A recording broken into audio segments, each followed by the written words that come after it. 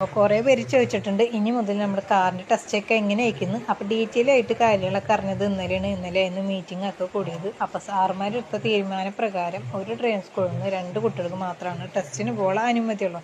ഇനി 2 പേര് പോയിട്ട് തന്നെ ഇരിക്കട്ടെ. ഫസ്റ്റ് എന്താണ് ചെയ്യേണ്ടതെന്ന് വെച്ചാൽ എച്ച് തന്നെയാണ് നമ്മുടെ കാറിൻ്റെ കാര്യത്തിൽ എടുക്കേണ്ടത്. ട്രാക്കിൽ വണ്ടി നിൽക്കാനും പാടില്ല, അങ്ങനെ ഒരു കാര്യമുണ്ട്. പിന്നെ ഫോർവേഡിൻ്റെ കാര്യത്തിൽ കിടക്കുകയാണെങ്കിൽ സാധാരണ 4 ഗിയറിട്ട് ആ കുട്ടീനെ പാസ്സാക്കി വിട്ടുന്നത്. ഇനി മുതൽ അങ്ങനെ പാസ്സാക്കി വിടാനുള്ള നിർബന്ധം ഇല്ലവർക്ക്.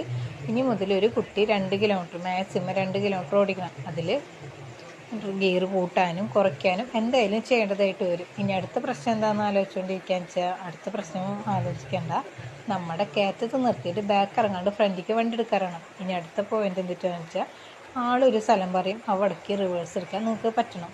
പിന്നെ ഈ പേരുകളൊക്കെ ഞാൻ എഴുതി വെച്ചിട്ടുള്ളതെന്ന് വെച്ചാൽ ഇനി മുതൽ എങ്ങനെ ക്ലാസ് ഞാൻ ചിന്തിച്ചുകൊണ്ടിരിക്കുക. അപ്പോൾ ഇത്രയധികം പിള്ളേർ ക്ലാസ് എടുക്കാണ്ട് ജസ്റ്റ് ഒന്ന് കാണിച്ചു എന്നുള്ളൂ. അപ്പോൾ വെറുതെ തിക്കും തിരക്കടിച്ച് നിങ്ങൾ ഡ്രൈവിംഗ് സ്കൂളിൽ പിടിച്ച് തന്നിട്ട് ഞങ്ങൾക്ക് പെട്ടെന്ന് ലൈസൻസ് ആണെന്നുള്ള ആ കാര്യം ആ മോഹം അങ്ങോട്ട് മാറ്റി വെച്ചേക്കാം. കാരണം ഡ്രൈവിംഗ് സ്കൂളിലൊക്കെ നല്ല പെൻഡിങ്ങിൽ കിടക്കുന്നുണ്ട്. അപ്പോൾ ഇനി വരുന്ന ആൾക്കാർക്കൊക്കെ അത്യാവശ്യം നല്ല രീതിയിൽ ടൈറ്റ് ഉണ്ട് ഡ്രൈവിംഗ് സ്കൂളിൽ. അപ്പോൾ കിട്ടാനുള്ള സമയം വൈകും. അപ്പോൾ ഒക്കെ തെറ്റ് ബൈ.